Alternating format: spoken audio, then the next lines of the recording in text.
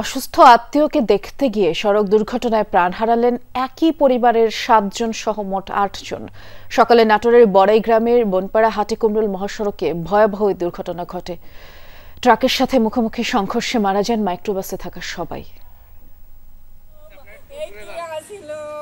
মুহূর্তেই না ফেরার দেশে পরিবারের 7 সদস্য। চোখের সামনে মরদেহ থাকলেও যেন বিশ্বাস হচ্ছে না স্বজনদের। কিভাবেই বা মানা যায় আপনজনদের এমন পরিণতি।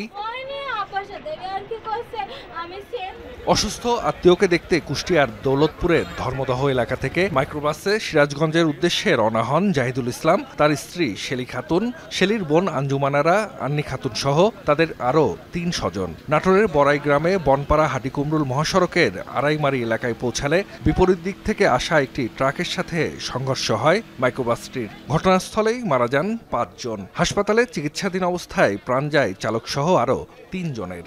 ভাবি খুব অসুস্থ, সে ভাবিকে দেখতে যাচ্ছিল সকালে 8:30 থেকে 8:30টার মধ্যে উনি বের হয়। তারপরে তো এই যে এখানে এসে অ্যাক্সিডেন্ট করে। চরম নির্মম একটা অ্যাক্সিডেন্টে আমার পরিবারের সকলেই মারা গেছে। আমরাও ব্যথিত। আপনারা সবাই দোয়া করবেন যেন বিদেহী আত্মার শান্তি আসে। দুর্ঘটনার খবর পেয়ে ঘটনাস্থলে ছুটে যায় পুলিশ ও ফায়ার সার্ভিস। মরদেহ উদ্ধার করে নেওয়া হয় হাইওয়ে থানায়।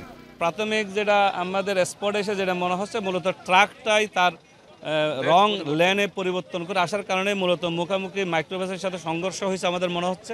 স্থানীয়রা বলছেন বনপাড়া হাটিকুমরুল ব্যস্ত মহাসড়ক, অথচ 2 লেনের কারণে বড় একটি অংশই দুর্ঘটনাপ্রবণ।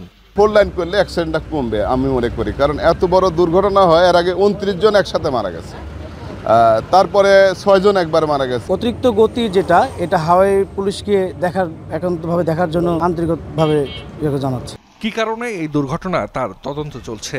দুর্ঘটনার পরপরই ট্রাক ফেলে পালিয়ে যায় চালক ও তার সহকারী। জাহিদ হাসান, যমুনা নিউজ।